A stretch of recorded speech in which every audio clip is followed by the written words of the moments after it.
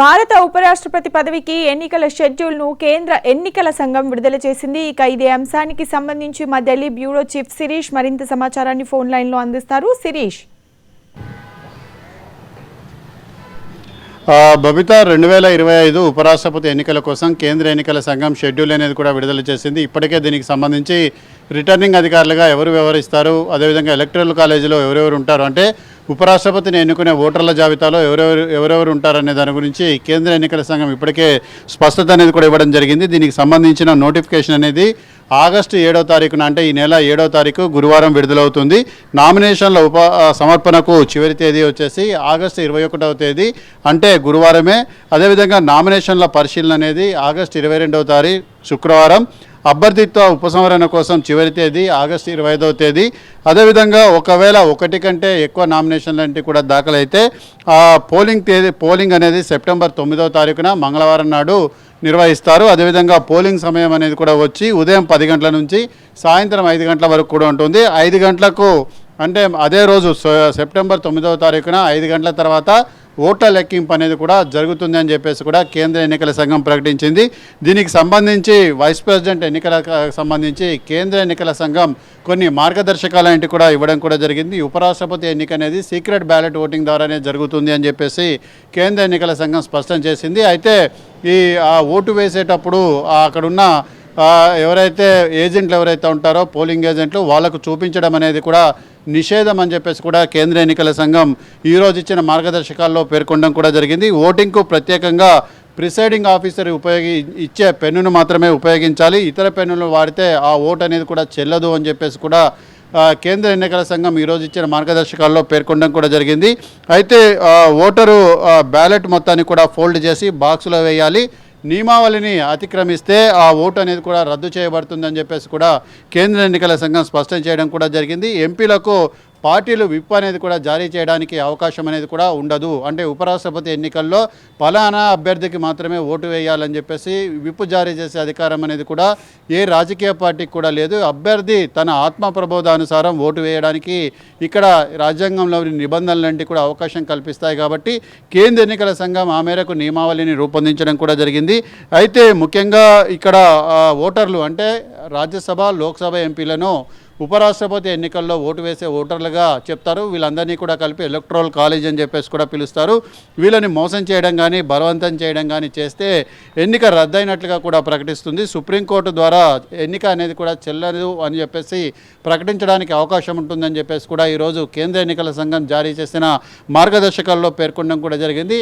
Nomination ఎవరైతే దాఖలు చేస్తారో ఆ అభ్యర్థి 15,000 రూపాయలు నగదు అనేది డిపాజిట్ అనేది కూడా చేయాలి. ఆ అభ్యర్థి తరపున 20 మంది ప్రతిపాదనలు, అంటే 20 మంది లోక్సభ ఎంపీలు కానీ రాజ్యసభ ఎంపీలు కానీ ఆ అభ్యర్థి పేరును అభ్యర్థిత్వానికి ప్రతిపాదిస్తూ 20 మంది సంతకం చేయాలి. మరొక 20 మంది సమర్థించాలి. అంటే మొత్తం మీద కూడా 40 మంది ఎంపీలు సపోర్ట్ ఉంటేనే ఉపరాష్ట్రపతి ఎన్నికకు పోటీ చేయడానికి అవకాశం అనేది కూడా ఉంటుంది. ఒక్కొక్క అభ్యర్థి గరిష్టంగా 4 నామినేషన్ పత్రాలను మాత్రమే సమర్పించాలి అని చెప్పేసి కేంద్ర ఎన్నికల సంఘం ఈరోజు జారీ చేసిన నియమావళిలో పేర్కొనడం కూడా జరిగింది.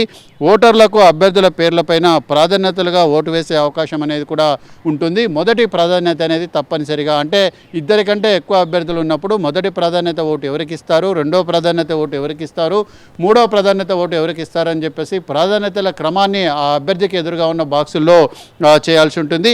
పోలింగ్ అనేది అవసరమైతే, అంటే 1 కంటే ఎక్కువ నామినేషన్లు అనేవి కూడా దాఖలైతే పోలింగ్ అవసరమవుతుంది. ఒకవేళ పోలింగ్ అవసరమైతే పార్లమెంటు హౌస్లోనే, అంటే పార్లమెంటులోనే ఒక ప్రత్యేకంగా కేటాయించిన గదిలోనే ఈ ఓటింగ్ అనేది కూడా జరుగుతుంది అని చెప్పేసి కూడా కేంద్ర ఎన్నికల సంఘం స్పష్టం చేయడం కూడా జరిగింది. ప్రభుత్వ ఉన్నతాధికారులను పరిశీలకులుగా కూడా కేంద్ర ఎన్నికల సంఘం ఈ ఎన్నికకు సంబంధించి నియమించడం కూడా జరిగింది. పర్యావరణ రహితంగా ఎన్నికల నిర్వహణ కోసం కట్టుబడి ఉన్నట్లుగా కూడా కేంద్ర ఎన్నికల సంఘం స్పష్టం చేయడం కూడా జరిగింది. భారత రాజ్యాంగంలోని ఆర్టికల్ ముఖ్యంగా 66 ప్రకారం ఉపరాష్ట్రపతి ఎన్నిక అనేది కూడా జరుగుతుంది. అయితే నిష్పత్తి ప్రాతిపదికన, అంటే ఓటు బదిలీ అంటే ప్రియారిటీ వైజ్గా, అంటే మన దగ్గర ఎమ్మెల్సీ ఎన్నికలు అయితే ఏ విధంగా జరుగుతాయో, పట్టభద్రుల ఎమ్మెల్సీ ఎన్నికలు ఏ విధంగా జరుగుతాయో అదే విధమైన విధానంలో ఇక్కడ కూడా ఓటింగ్ అనేది కూడా జరుగుతుంది. ఎన్నికల్లో ఓటు వేసి అర్హత కలిగిన వాళ్ళు ఎవరంటే 233 మంది రాజ్యసభ సభ్యులు, అంటే ప్రస్తుతం 5 ఖాళీలన్నిటి కూడా ఉన్నాయి. ఇందులో నామినేటెడ్ సభ్యులతో అదేవిధంగా 12 మంది నామినేటెడ్ సభ్యులు కూడా ఓటు వేయడానికి అవకాశం అనేది కూడా ఉంటుంది. 543 మంది లోక్సభ సభ్యులు ఓటు వేయడానికి అవకాశం ఉంటుంది. ప్రస్తుతం ఒక ఖాళీ అనేది కూడా ఉంది కాబట్టి మొత్తం 778 మంది సభ్యులకు గాను 782 మంది మాత్రమే ఓటు వేయడానికి అర్హులు. సో మొత్తం మీద కూడా ఓటర్లు ఎవరైతే ఉన్నారో వాళ్ళు అభ్యర్థుల పేర్ల పక్కన ఉన్న ప్రాధాన్యతల్లో 1, 2, 3 అని చెప్పేసి ఆ ప్రాధాన్యత అనేది కూడా ఇవ్వాలి. మొదటి ప్రాధాన్యత అనేది కూడా తప్పనిసరిగా ఇచ్చి తీరాలని చెప్పేసి కూడా కేంద్ర ఎన్నికల సంఘం ఈరోజు ఇచ్చిన నియమావళిలో పేర్కొనడం కూడా జరిగింది. ఓటింగ్ ప్రదేశంలో ప్రిసైడింగ్ ఆఫీసర్ ఇచ్చిన పెన్నును మాత్రమే ఉపయోగించాలి, ఇతర పెన్నును ఉపయోగించకూడదు. అదేవిధంగా ఆ పార్టీకి సంబంధించి ఎవరైతే అక్కడ పోలింగ్ ఏజెంట్గా ఉంటాడో అతనికి ఓటు చూపించి వేయడం అనేది కూడా నిషిద్ధం అని చెప్పేసి కూడా స్పష్టం చేయడం కూడా జరిగింది. సో మొత్తం మీద కూడా ఈ నామినేషన్లన్నిటి కూడా 11 గంటల నుంచి 3 గంటల మధ్యలోనే సమర్పించాల్సి ఉంటుంది. సో మొత్తం మీద కూడా ఇదంతా కూడా పూర్తిగా ప్రజాస్వామ్య పద్ధతిలో పారదర్శకంగా ఎన్నికల ప్రక్రియ అనేది కూడా నిర్వహిస్తారు. సో ఉపరాష్ట్రపతి ఎన్నిక కోసం ప్రత్యేకంగా ఒకరోజు పార్లమెంటు సమావేశం, అంటే పార్లమెంటులో ఆవరణలో ఎంపీలందరూ కూడా వచ్చి ప్రత్యేకంగా ఓటు వేయాలి. ఈ పార్లమెంటు సమావేశాలు లాంటివి ఈ నెల 21 వరకే ఉన్నాయి కాబట్టి ఎన్నిక అనేది 9వ తారీఖున, అంటే సెప్టెంబర్ 9వ తారీఖున జరుగుతుంది కాబట్టి ఆ రోజు ఈ 782 మంది ఎంపీలు కూడా విధిగా హాజరై తమకు ఓటు హక్కును వినియోగించుకోవాల్సి ఉంటుంది. ఇక్కడ పోస్టల్ బ్యాలెట్ కానీ ఇతరత్ర బ్యాలెట్ కానీ అవకాశం అనేది కూడా లేదు. ఓకే శిరీష్.